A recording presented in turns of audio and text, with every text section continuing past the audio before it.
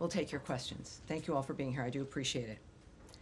Under the leadership of President Trump and Secretary Marco Rubio, the United States continues to pursue a clear-eyed foreign policy that prioritizes the safety, prosperity, and global standing of the American people.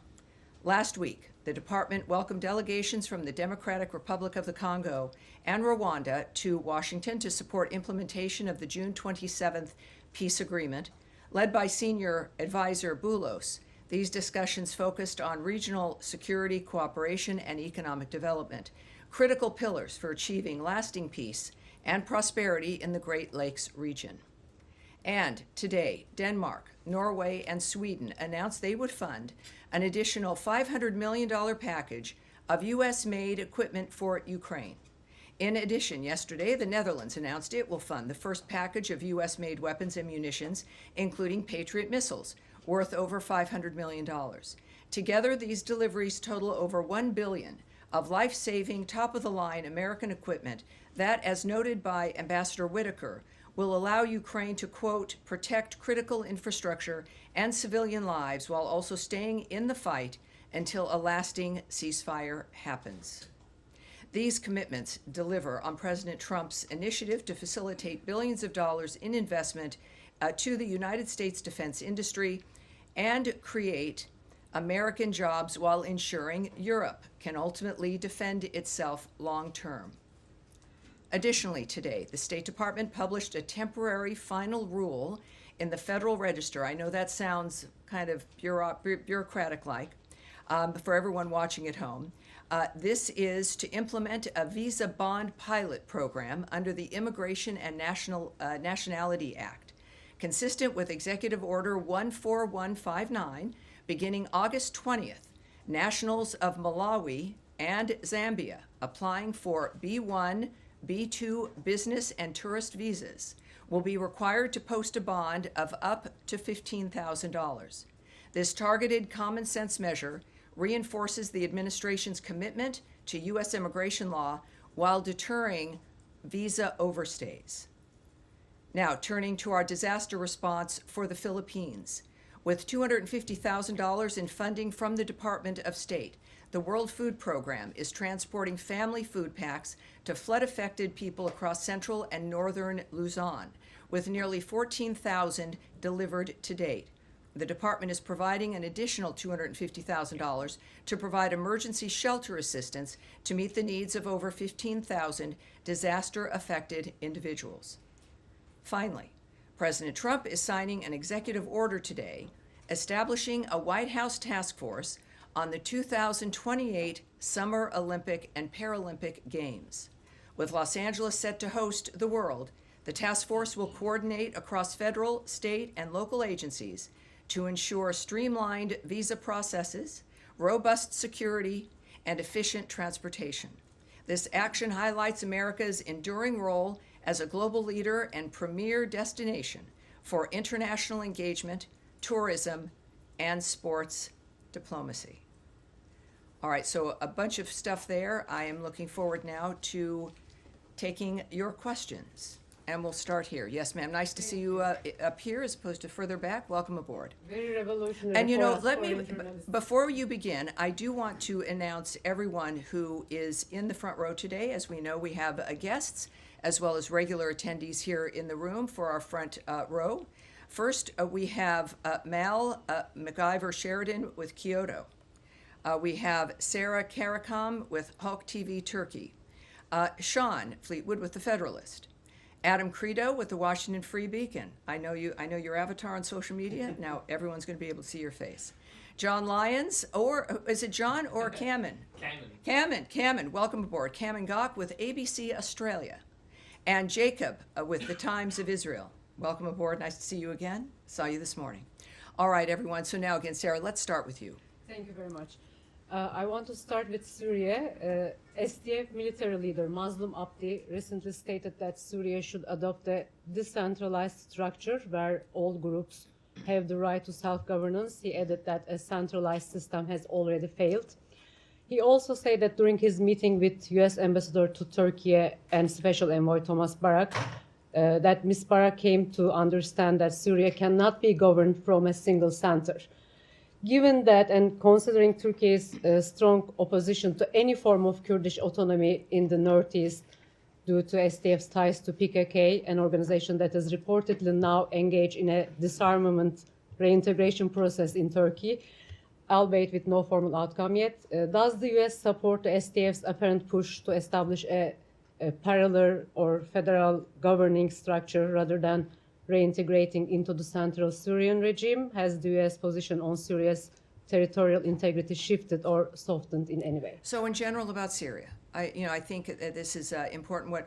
First thing I want to do is read a tweet from Ambassador Barak, our ambassador to Turkey, as well as, of course, our special envoy there in the Middle East as well, Syria and Lebanon. He tweeted, disturbing violence erupted yesterday, this was on August 4th, I should say, in Sueda and in Manbij. Diplomacy is the best way to stop violence and build a peaceful, lasting solution. The United States is proud to have helped mediate a solution in Sueda and to be co-mediating with France the reintegration of the Northeast into a unified Syria. The path ahead belongs to Syrians, urging all sides to uphold calm and resolve differences through dialogue, not bloodshed. Syria deserves stability. Syrians deserve peace. When it comes to, I guess you're asking about Turkey and the single center governance, did you change your stance on that? Well, no, first of all, Ambassador Barak continues to engage all parties to ensure security and calm for all Syrians. But we are continuing to support dialogue with the Syrian government and the Syrian democratic forces aimed at integrating the SDF into the Syrian military. Of course, we welcome all productive meetings between the SDF and President al-Shara. We also support the SDF's intent to transform the current ceasefire in northeast Syria into a comprehensive and lasting peace. And of course, it will be up to Syria and the new government to move the country toward peace and prosperity. I can say that when we look at the notion of a comprehensive, inclusive government, of course, that is the way that it has to work. And I think, as we've talked before about places that have been unstable, that's been the point, is that we're working for stability. And I think our position previously still stands, certainly. And we continue with democracy being vitally important, as well as diplomacy when it comes to the nature of how we solve the problems there. A short follow-up, please.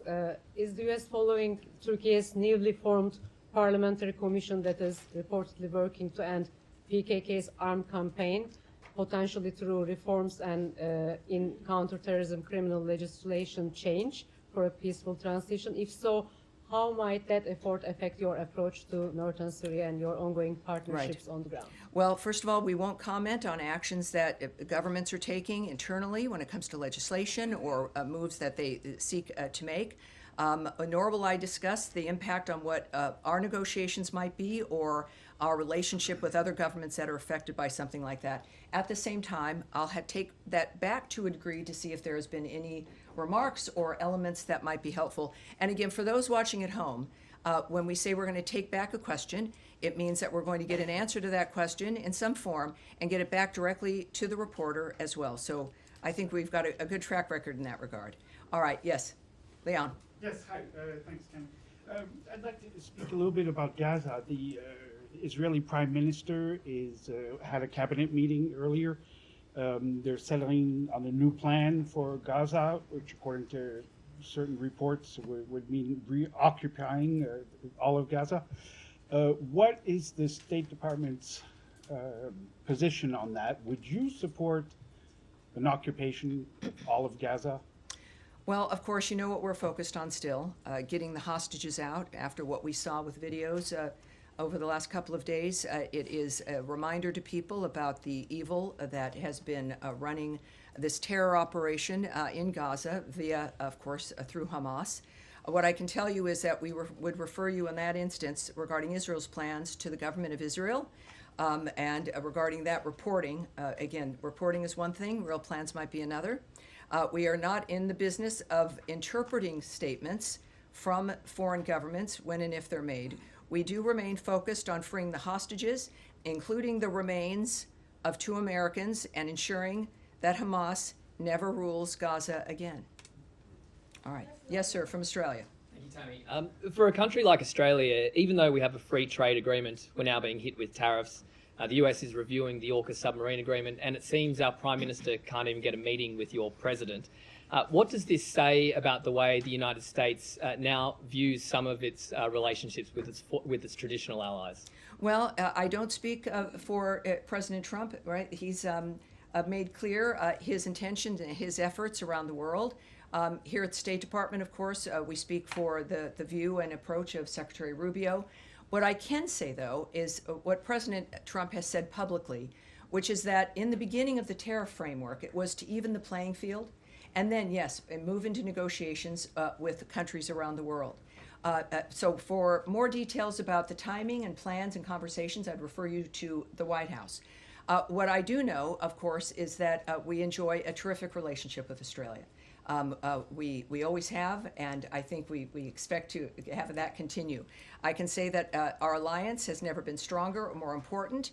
We share the same values, beliefs, and goals. We have fought, of course, side by side in battles over the last 100 years.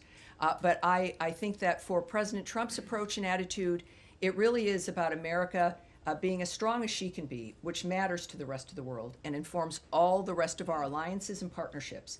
For our nation to be strong and as secure as we can be. Certainly, Australia and all of our partners around the world recognize this. It's been, I think, a very long time, which is why many people have been surprised that we're going to have conversations like this. We've seen his success, the money that has come into America as a tremendous supplier and supplier of goods around the world. So I think that that's what we can expect for Australia, as we do a number of other countries, of which we'll have the pleasure of being able to speak with the president and make their own arrangements as well in that regard. All right. Thank you, sir. All right. Yes, sir. Thank you, Mr. Bruce. So in recent weeks, we've seen the release of previously classified documents showing that then President Obama and his intel chiefs weaponized a 2017 Intel Community Assessment to push the lie that Trump colluded with Russia in the 2016 election. And in this ICA, which showed at the behest of Obama's intel chiefs, included weak and misinterpreted intel to push the notion that Russia wanted Trump to win the election. Mm-hmm. Meanwhile, the ICA did not include evidence showing the opposite. Many media and the Democrats have since clung to the Senate Intel Committee report and then Senator Rubio's work in drafting that report that said the ICA was fine and that they agreed with Obama's intel chiefs that Russia intervened to help Trump. So my question is, does Secretary Rubio agree with the media and other Democrats that there was nothing improper about the creation of the ICA, or do the recent documents that have been released change his views about the assessment? Well, I put out a statement myself responding to this when it first came up, and I've found that for you. But I would say that this, in some ways, explains, of course, the vehemence and the effort to try to keep President Trump from winning the last election. Because of the nature now of what investigations are occurring or may occur. This is what the American people voted for. We saw a great deal going on that was improper, and so we look forward, of course, to what these investigations reveal. Regarding Secretary Rubio, as then Senator Rubio, my statement was this, I think maybe over a week ago. If the legacy media were at all curious about the facts of the matter, they would have found from then Senator Rubio's own statement from 2020 concurrence with DNI Gabbard's consequential findings. Then Senator Rubio determined that the use of the Steele dossier was, quote, very troubling, but even more so, he was alarmed by the behavior and the actions of the FBI in pursuit of what has now been confirmed as a dangerous hoax.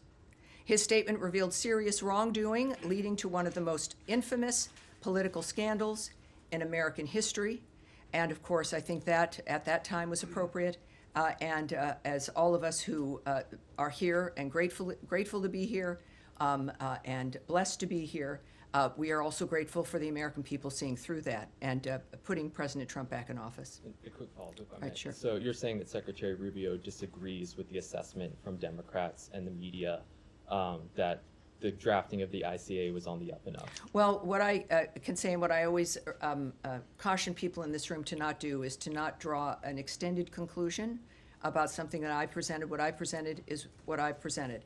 So I'm not going to expand more on that regarding what the Secretary thinks or might be considering. I won't get ahead of the Secretary in that regard, but I think it's pretty clear what his position is. Right, Daphne? Thank you so much. Just to follow up on my colleague's question on Gaza, Yes. have U.S. officials spoken with Netanyahu about this potential plan for a complete military takeover of Gaza?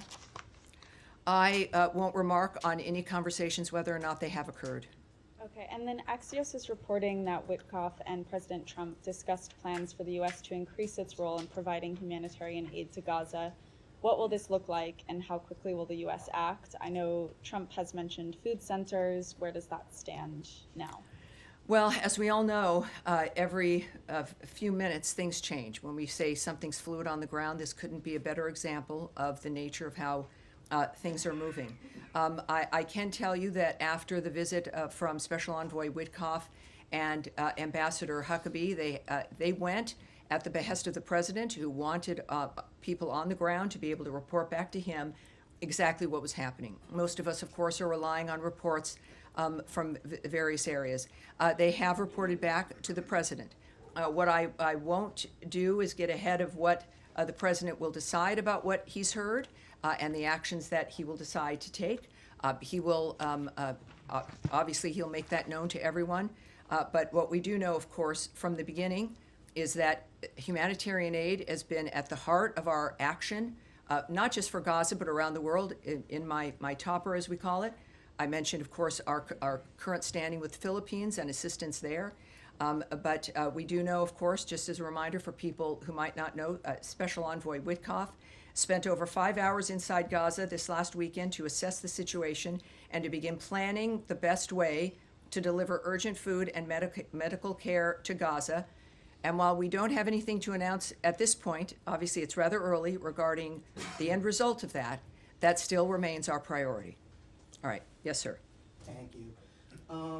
Also on Gaza, Yes. the Free Beacon reported last night about mounting concerns about the Red Cross and its failure to assess the Israeli hostages that are still being held there, especially after Hamas's latest videos came out.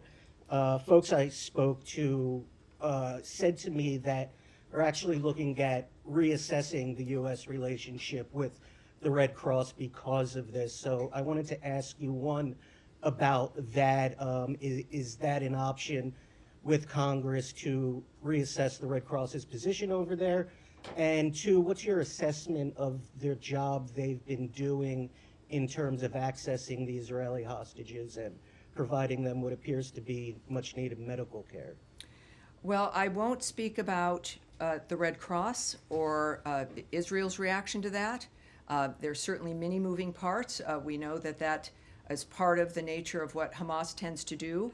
I believe that there were some requirements for them to allow that, but I won't get into those particular details. Obviously, though, with what we've seen with those videos, I've referred to Hamas as monsters in this room. They are clearly a terrorist group. Their main support has been Iran, and they are on their heels now. Clearly, the Middle East is changing, and it is a change that President Trump has asked to be one that is a reflection of new ideas, of having this be a durable peace, not this vicious circle of it happening several times during each generation as though this was some new normal. We reject that. It is clear that the time is now to make the difference it is about, of course, the Israeli people. But the nationalities involved in October 7th, the way that this affects the world as they continue to contribute to try to make a difference, it's a world we all deserve better. So at this point, I would say that when it comes to what Israel's planning, we will have to wait and see. And again, what the decisions that President Trump will announce when it comes to what the way is forward will, based on his pattern, will come up very quickly, perhaps sooner than most of us can imagine. But there is, on the hostages, what we saw, it is an astoundingly evil reminder of who they are in the midst of the conversation around the world. For them to feel comfortable then putting on full display their barbarity and their inhumanity tells you that they seem to feel pretty comfortable at the moment. All of us, the world was appalled. I mean, there's just no other way to describe it. But our leadership clearly is involved in looking to the future, and that is one that the Gazan people deserve and that everyone in the world deserve. Andrea Mitchell. Thank you so much, Jenny. I wanted to ask you what the State Department or Secretary Rubio's position is on what to do with warehoused excess food from USAID, some of which has not spoiled, biscuits in Dubai, peanut paste, and whether that should be distributed. It's all been paid for by the taxpayers. So is there a view toward whether it should be incinerated or distributed or some combination? Is there a plan afoot?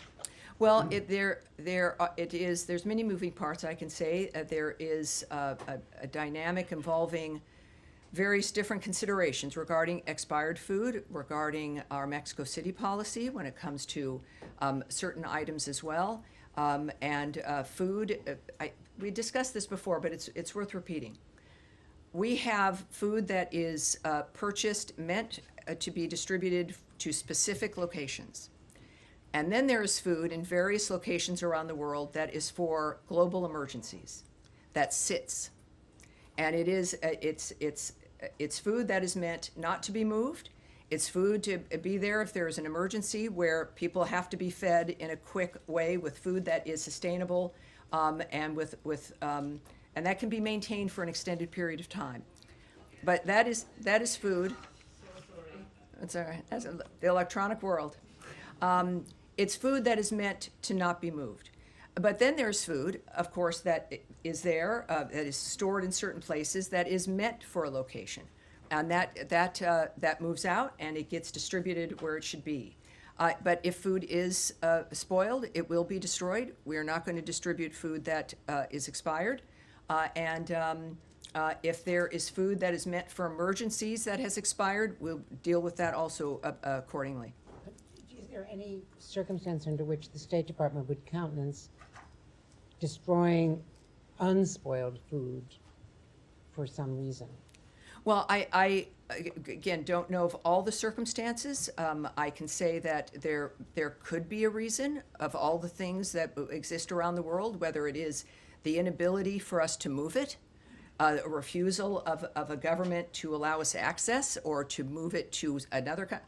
I can't speak. There are many, many different fronts about why certain decisions are made. What I can tell you is what I've watched over the last 6 months are people who've been here for years, sometimes decades. I see you, sir. Keep your hand down. Thank you very much. Of people who've worked here on these issues for a very long time, others of us who are new because of the election. And the focus has been on how can we make these things work? How can we save enough of whatever the issue is? If it's about funding, if it's about food, if it's about what do we need, how can we make it work, but within the smartest, fastest, most nimble way to be able to help as many people as possible. No one is sitting in a room thinking, how can we destroy as much stuff as possible? That's not our goal. I've spoken in this room many times about the impact of the people who are Foreign Service officers and who are civil servants, who've dedicated their lives, their professions, to making a difference for people around the world. They are still here. They still care deeply. And we are here to try to manage, right, the largest, the most amazing government in the world and what we can do for the people around the world while still paying the respect and the deference to the American people and what they deserve first, so that we can remain the powerhouse and the helper and the friend that we are around the world. So each situation is different, but our goal is to make sure that we do remain in the foreign aid business. We remain a facilitator of things that the world needs. Many people probably didn't know that we have these food stores around the world waiting in case something happens. But we need to be able to facilitate that, and we're doing so transparently. We discuss this with you, and that's what I know about the people who work here. All right. Yes, sir. Thanks, Tammy. Over the weekend, the State Department confirmed that Khamis Ayad, a Palestinian who died due to complications from smoke inhalation after trying to put out a fire started by allegedly Israeli settlers in a village in the West Bank, confirmed that he was a U.S. citizen. Is the U.S. State Department calling on Israel to investigate this death? Has this issue been raised with Israeli authorities? Well, we have made comments before. There have been, it's a violent situation. There have been a few Americans who've passed in this kind of a dynamic, certainly also one in Syria. Our first priority, and it's not a motto or a slogan, is the safety and security of Americans everywhere. So certainly here at home, but also abroad. We know that when a death occurs in a foreign country, it's that foreign country's prerogative, right? They will be doing an investigation. We have called upon Israel to investigate, of course, each of these instances that they are, and that we wait to see what those investigations will be, and that's the case here in this situation. There's a great deal we of course still don't know, but that is something. To say we're following it is an understatement. We are on that and every other situation that has impacted an American citizen, wherever they may be in the world. And then once those local investigations are done and we take a look, again, this is a DHS issue, if you will, when it comes to investigations, or the FBI. But as each one of these situations move forward, I will keep everyone up to date. All right. Yes, sir. Thanks, Sally. Yesterday, Speaker Johnson was in the West Bank, which he referred to as Judea and Samaria, and said that it rightfully belongs to the Jewish people. Is that official U.S. policy? And if it's not, what is U.S. policy towards the West Bank? Well, I have said this about other diplomats who've spoken their minds, including Ambassador Huckabee. Certainly, that's not. If there's a policy in that regard, you would hear it from me. So I think I can say that. I'm not going to speak for him or characterize his words in any certain ways, but clearly that is his opinion. But it's not the opinion of the U.S. government? Well, I'm not going to speak about opinion of the government, and if there's a policy regarding the status in any region of the world, but certainly in the Middle East, I would wait to hear it from Secretary Rubio and President Trump. All right. All right. Yes, sir. Alec? Special Envoy Witkoff's upcoming trip, Nadia, please, go ahead. Special Envoy Witkoff's upcoming trip to Russia. How much you guys are hoping to achieve, given the fact that there are reports that Russia is not, prepared to give up their claims other than a partial ceasefire? Well, first of all, the president has noted, of course, that Special Envoy Witkoff will be traveling to Russia this week, so we can confirm that from this podium. What that will entail, I have no details for you. And as you know, this is happening in front ahead of forthcoming sanctions on Russia. Can you fill us in on? Well, are you saying that? Are you declaring for the United States government there's going to be more sanctions on Russia? I'm not sure. I would say I would need to hear that from President Trump. When it comes to, clearly the president's not happy with Mr. Putin and Russia, but he remains committed to diplomatic solutions. I would say that we've also seen a remark, perhaps a reflection of possible secondary sanctions regarding the sale of oil. People who are countries that are buying Russian oil. And that has been openly discussed by the president. But when it comes to things that are decided, we would wait for the president to say that. On that line, do you have any response to Indian Foreign Minister's statement saying that they are not going to change their position on oil purchase from Russia? And adjacent to that, Ukrainian leadership today announced that they actually flagged India-made parts that they found in Russian drones. Do you have any reaction? Well, again, I won't speak for what the president would think about those things. We do obviously have Envoy Witkoff going to Russia. We are committed on that end. I will not characterize or remark on another nation's comments about what they will or will not do. I can barely do that here. But I do know that, of course, President Trump understands the entire field, and he has made it very clear he doesn't like what's been happening. He is a man who is a humanitarian. He has spent all these months now getting people to the table, finding a solution. But he's a realist, and when he says something and you can see where he's moving, he's very transparent. That is the voice that you need to hear from. So he is the guiding hand, and when it comes to what Russia is doing and those nations that are facilitating this war on Ukraine, it will be up to President Trump about how to respond. All right? Yes, at the end there. Tomorrow, August 6th, marks 80 years since the United States dropped the atomic bomb on Hiroshima. The U.S. ambassador to Japan will also participate in the event in Hiroshima. Do you have any comment on that? And what is the current administration's basic policy on nuclear weapons? Thank you. Yes, I do have a remark on that. Thank you, sir.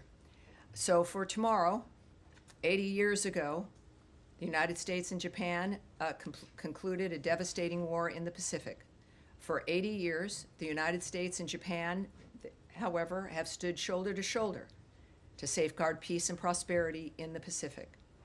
Tomorrow marks a solemn day of reflection and remembrance as we honor the people of Hiroshima and their enduring message of peace and hope.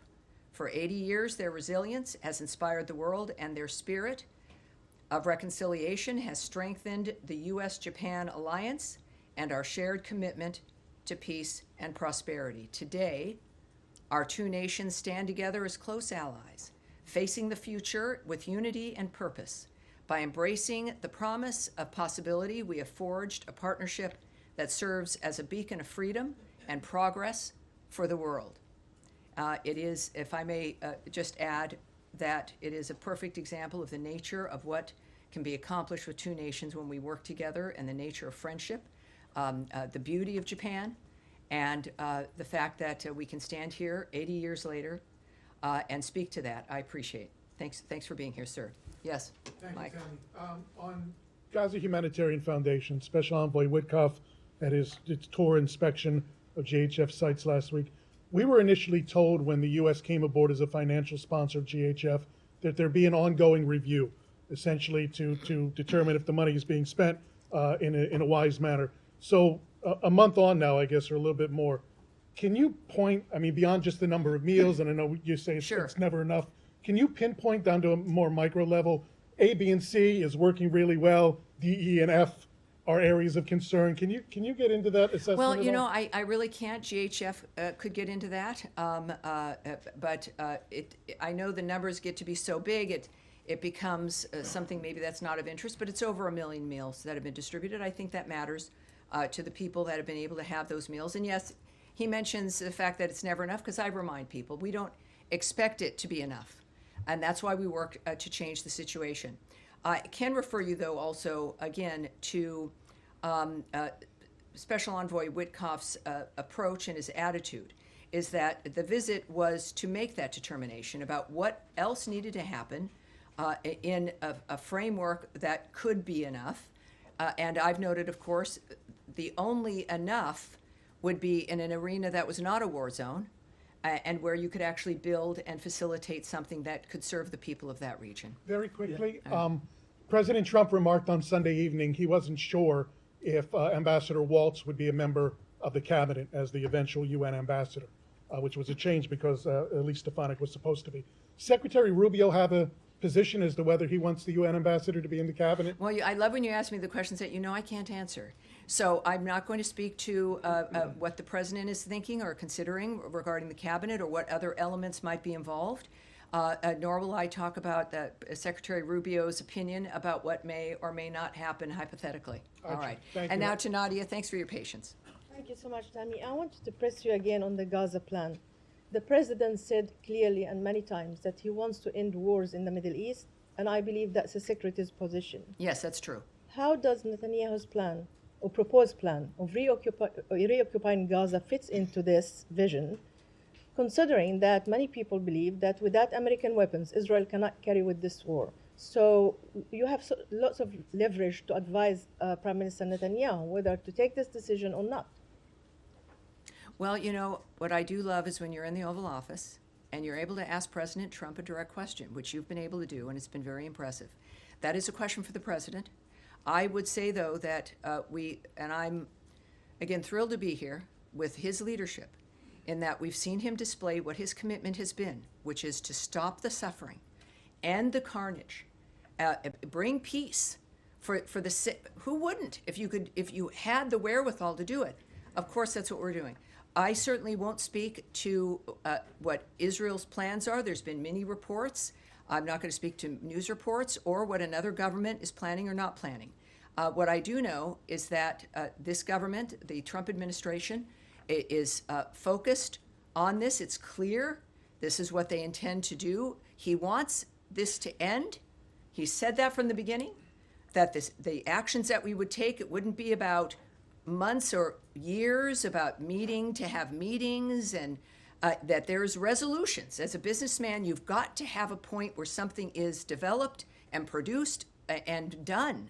So I would say that considering we know that the Secretary Rubio, of course, working very closely, and also as the acting NSA with the president in the White House, that we have, I would argue, the best minds in the world dealing with and deciding how to implement this notion that war-torn ravaging and suffering should never be someone's normal.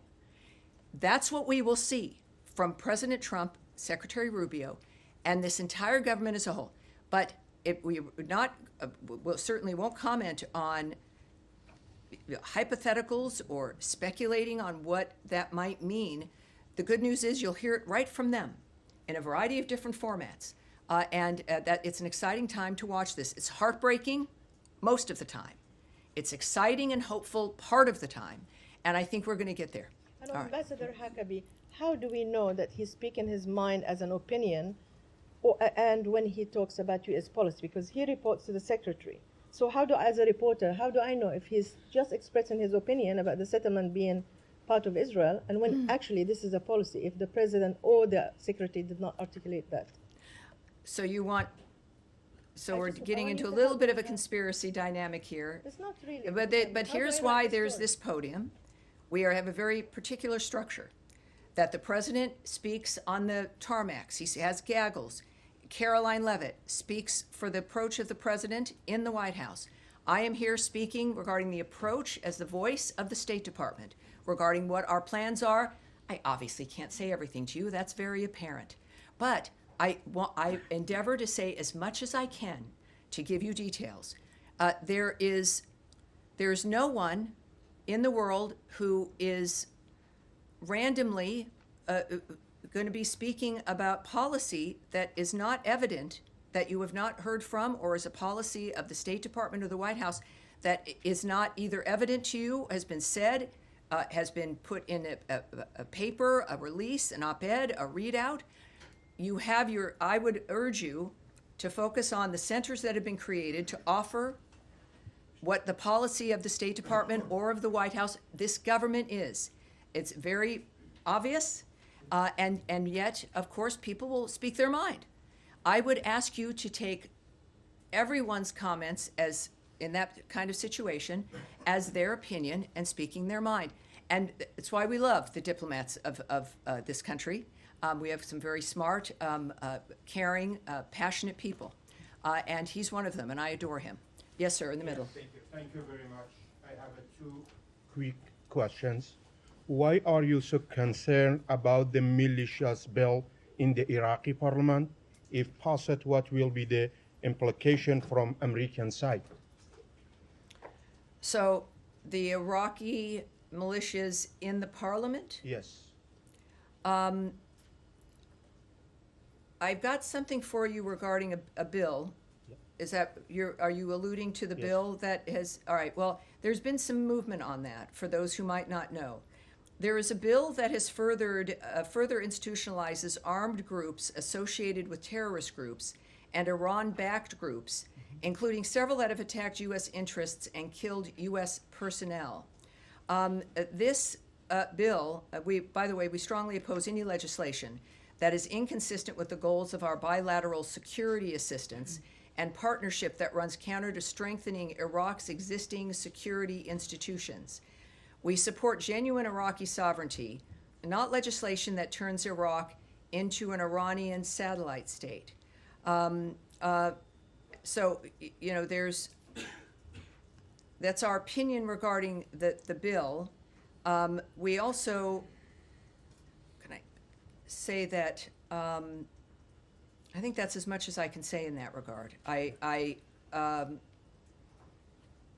That's as much as I can say today, but I'll be back with you Thursday and will likely try to have as much more as I possibly can. Second question, this week, we remember the Yazidis who were targeted for genocide by ISIS terrorists 11 years ago.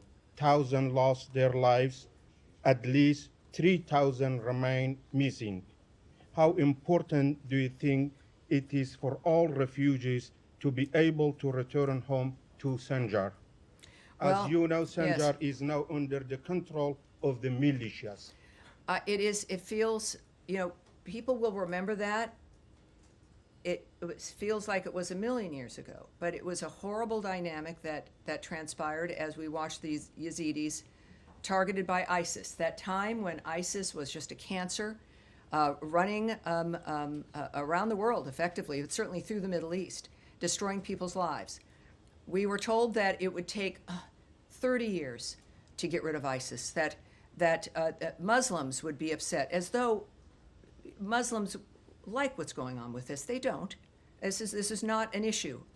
This was a horrible terrorist group. Of course, President Trump got into office and was not afraid of this, the nature of that it would take forever, and he wiped them out in about 18 months. And we forget, you know, we move on. There have been other horrible things that have happened. But we did that, and part of that massacre, part of that genocidal action throughout the Middle East, certainly at least, by ISIS, targeted the Yazidis. So, yes, this was 11 years ago. Thousands lost their lives. 2,700 remain missing, never found. And what I can say is this. It is important that survivors receive support as they pursue justice. Security and stability in Sinjar are key for the safe and voluntary and dignified return of the Yazidi community. Yazidis deserve the opportunity to rebuild their lives and homeland. So that's what we'll say there. Thank All right. you very much. Thank All right. you. Is Thank it? you. All right.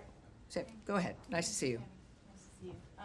Just to clarify on the question about GHF, did Special Envoy Witkoff come away favorably impressed with what he saw of its operations last week? Well, his statement, which I read at the beginning here, spoke to the fact that we're going to be continuing to look to how best to get humanitarian aid and to further our goal for the humanitarian aid. I have nothing further to say regarding his assessment of GHF or what that additional work or expansion might look like. Okay. And on his portfolio in Russia, there are reports that the Russians are proposing a limited air truce, a cessation of drone and missile activity. Would that be satisfactory to the U.S. in order to forestall sanctions? Well, you know, I can't say anything about either one of those questions. First of all, I won't comment on or speculate on what a diplomatic choice would be regarding what's offered or what's not offered. I don't know that. Nor would I suggest that I would know what President Trump would find suitable. And that's who this decision rests with.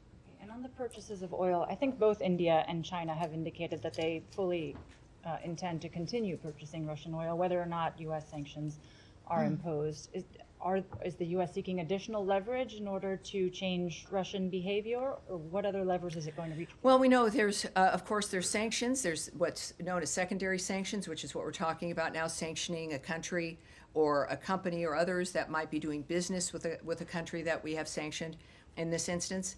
I know that President Trump, as we all know, has many tools in his tool chest.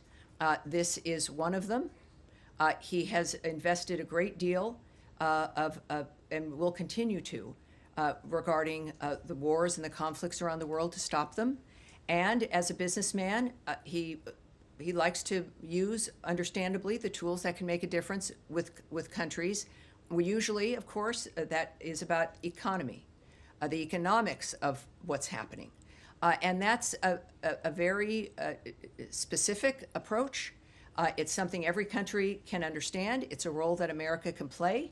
And certainly at the direction of President Trump, it makes a huge difference in what certain countries feel.